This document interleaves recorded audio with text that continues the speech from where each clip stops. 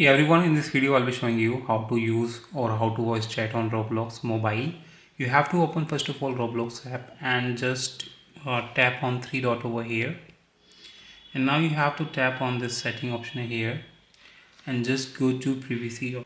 Now guys, you have to tap on this toggle button next to the mic, so you have to enable the mic to chat with voice.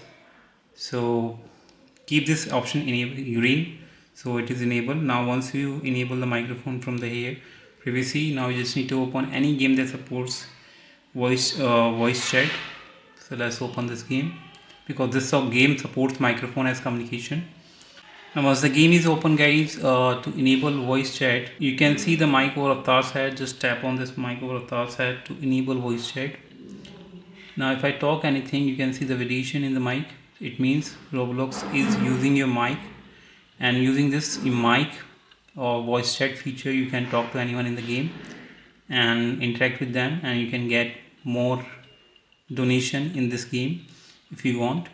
So this is a very great feature to engage with users in the game, and so hope you like it. Thanks for watching.